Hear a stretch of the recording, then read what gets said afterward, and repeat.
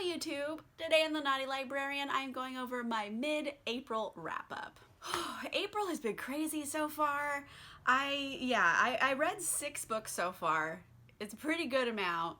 I did start a new job, so like my reading schedule is kind of just like all over the place, but I'm working it out. It's gonna happen, it's gonna be okay. And I've read 6 books, so far so good. And that's all I have to say. I don't really have any more like preamble for the video. Let's just get into the books I read.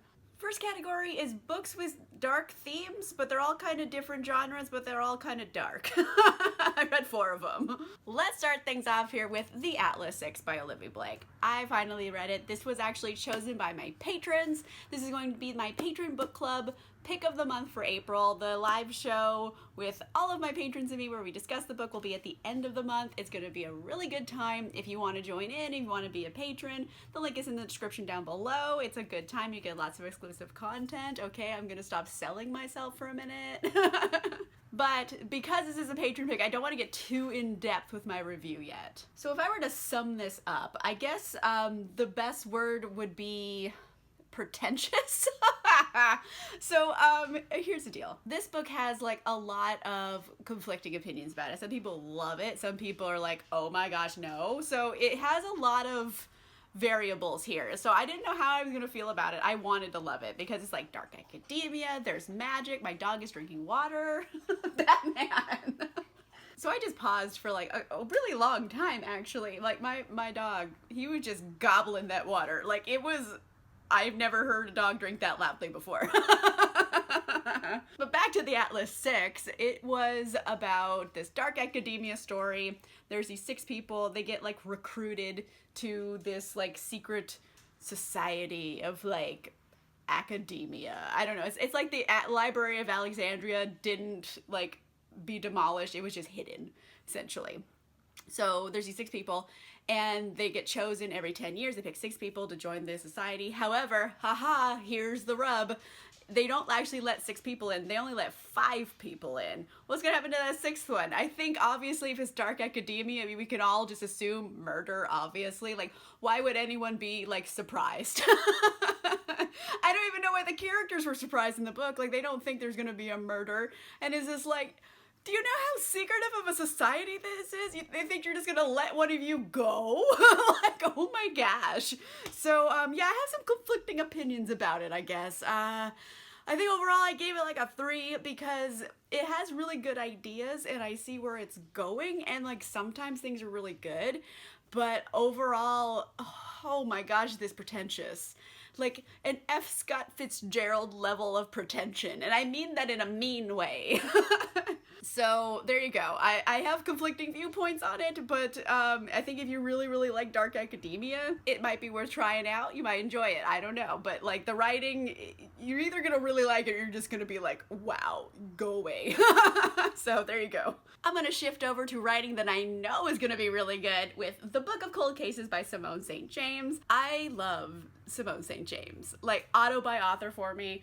Like all of the books recently, I haven't read a lot of Simone's early works, but all of her like relatively modern works have like a similar vibe to them. There's usually dual time periods, there's a murder mystery, and there's ghosts. So like, tell me no more, take my money please. And this was not really an exception to that. It's a dual time period, and there's ghosts, and there's a murder mystery. Wow, who would have thought? But the thing that makes a Simone St. James book like incredible is the writing. She always writes these really deeply flawed characters that, you know, maybe are just awful people, but like you get to know them so well that you like kind of just feel sympathy for them, and you don't really think they're that bad of a person. Like, she really gets into their psyches very well. And this one does the same thing. There's these 2 women we're following, and they're kind of, their paths are intertwining. There's Beth, right? And back in like the 70s, she was arrested for these string of murders. And Beth didn't do it.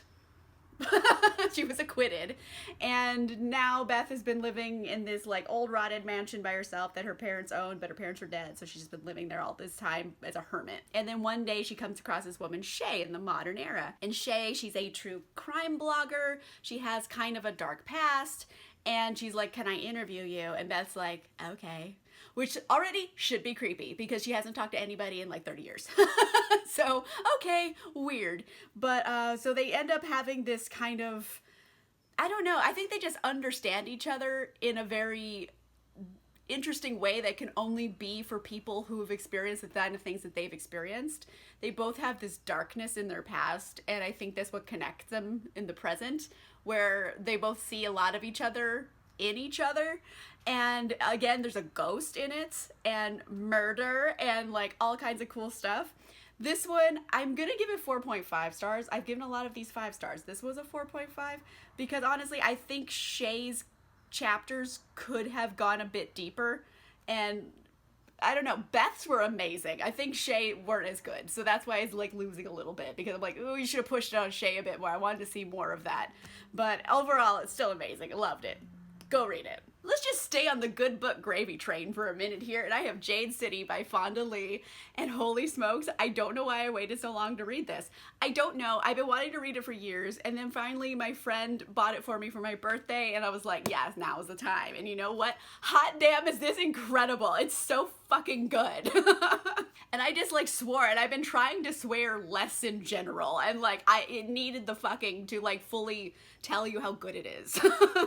So if I'm gonna sum this book up, it's kind of like The Godfather, but in like a fictionalized Hong Kong with sci-fi elements, because basically the people who were born on this in this place, they have like, I don't know, physiological differences that makes Jade like enhance their selves. Like they basically, it makes them faster and stronger, it enhances their perception, all that kind of stuff. So basically it's like a superpower type of thing. So I think this is more of a sci-fi book than it is a fantasy book, because this is more science-based than it would be magical based, I think.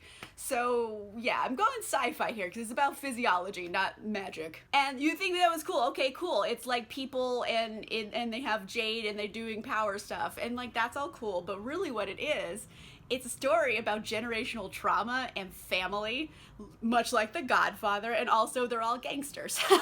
So it's gangsters with like Jade makes them superpowered gangsters, and generational trauma and family trauma, and like coming back together and having flawed relationships with each other. It is a lot of a book. It's a chonker. Like, look at the chonk on this. It's thick, but like, oh my goodness, it's so good. It's so freaking good. Like, I can't even with it. Like, go read it right now. I'm not even gonna do it justice by trying to describe it well, because like, it's so good. There's so many little nuances here. They're just incrediable. I love it intensely. I'm gonna go read the next book like immediately. I also read The Bone Orchard by Sarah A. Mueller, and I don't know exactly how I feel about it. Like, I have some opinions, but like, it's hard to describe, I guess. Like, I thought like this book was going to be one thing, but it ended up being another thing. So, you know, I'm also trying to like temper what my expectations were for a minute. But essentially, it's about this woman, her name is Charm, right? And she has obviously been taken captive by this king of another nation, and he kind of decimated her kingdom, and now she's like his captive. But like, not like, oh, you live in the dungeon and are tortured. He's like basically just made her into like a concubine, but like she kind of has like took it and run, so she owns like this like brothel, and she's like the madam of it, and it's a weird complex relationship she has with this king, because in the one way he's like the only person like that knows her, but the other place he's also her jailer, so it's like And then one day the king, he's like, hey Charm, guess what, I'm dying, and one of my asshole sons did it. Here's what you gotta do. You gotta like figure out which one of them did it, and you can't like any of my sons take the throne because they all suck. And if you do that, you're free. I will turn off this thing in your brain that I put there to control you, and you're free. You can do what you want. So she's like, done. Okay, cool. And then, I don't know, I feel like things get rather sloppy for a lot of the book, because it kind of just all over the place, and things aren't necessarily really well described. You just have like things happening in the present, but like the past is ignored kind of at points. So I'm like, who is this character? Like, why are they like this? I don't get any backstory on them. They're just kind of there in like psychos or there in like good. There's not a lot of like build up here. So I feel like it's just kind of like slapped together. Not necessarily in a bad way, but it's just like all present, and I'm like, I need some like context, and I don't feel like there was enough context here. And also Charm is just a completely different character than what I was expecting. Like I was expecting, you know, crafty, kind of, you know, out for revenge, but like kind of a good person, morally gray maybe, that kind of story. And I do get that, but the thing is, Charm, it's kind of like fantasy dissociative identity disorder.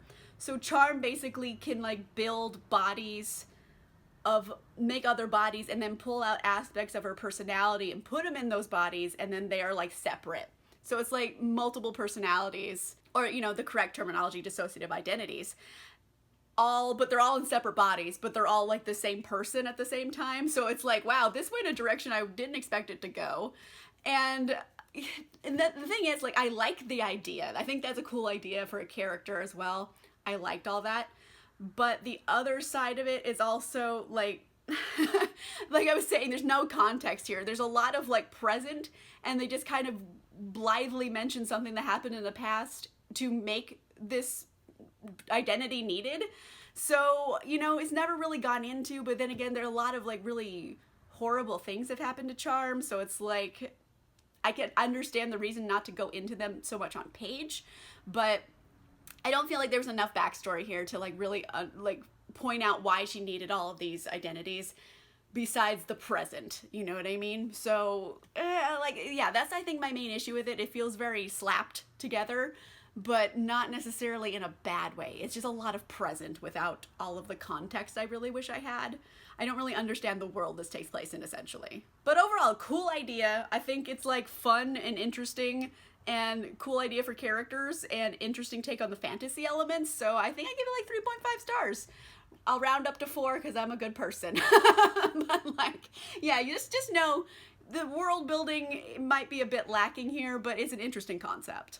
Next category is romance, and I read 2 of them. I read Sweethand by N.G. Peltier, and this was so highly recommended to me by my subscribers. It came up in a live show. We were talking about foodie romances, and everyone said I had to read this one, and then one of my lovely subscribers sent it to me, because, like, you guys are really good to me, and I can't even. I love it. So anyway, thank you so much for sending this to me, and I read it. And you know what? I think it was really cute overall. Like, do I think it's like, oh my god, this is the best book I've ever read? Like, let's hold your horses here. It's not that good, but like, it was a fun time. Like, I read it over 2 days. It was just like a fun sit on the couch, read a romance book. You know what I mean? It was me time. This is Charisse and Kieran, and they're kind of like enemies since they've been kids. Like, just through misunderstandings in general, just kind of like meh. Anyway, you know, kid shit. And they've been enemies for a long time, and then one day Charisse's little sister's getting married, and she's getting married to Kieran's best friend. So hello, best man and best woman. What is it? Maid of honor? They're maid of honor and best man. Best woman. Now they're in forced proximity to each other, and they have like beef. So, oh no, how is this gonna turn out? I'll tell you, they're gonna bang in a lot of closets. I wouldn't say a lot of closets, but there's definitely at least one closet, and that, there you go. It's kind of like, oh no, we fought so hard that our clothes fell off. And that's kind of a fun trope in general. I just wish like I got a bit more, I don't know, cute banter between them, because I got a lot of animosity and I got a lot of like sexy time, but I didn't get a lot of like banter. I wanted more banter, essentially. So I think if it had like more like fun, maybe even comedic moments, I would have been into it. But overall, I thought it was pretty good. It's a fun me time book. It's an enemies to lovers romance. It also takes place in Trinidad, I believe, so that's also really cool. There's smutty bits. There's like, you know, a cat named Jello in it. There's food. She's a baker, so she makes so many cakes. Beware, you will want cupcakes while reading this book. It's just gonna happen. It's okay. So I think like little details, I think in the book, if they were punched up a bit, like punch this up, punch that up, punch the jokes up, I think it would have like really sealed the deal for me. Overall, this was just kind of like, it's like a fun, okay book. So I think I gave it like 3.5, round up to 4 because I'm a nice person. It was a good like sit on the couch, hang out book. last up, I have Hook, Line, and Sinker by Tessa Bailey. And you know what? I read this mainly for smut and laughs, and that's okay. You can read books for that. That's a perfectly valid reason to want to read a book. And you know what? It kind of paid off. I got like smut and I got laughs. Although this one, I will say, is a bit of a slow burn for Tessa Bailey, because Tessa Bailey books, oh my, chef's kiss of smut. They're very smutty usually. And this one is kind of almost a bit restrained. It's a bit of a slow burn, so I was like, okay.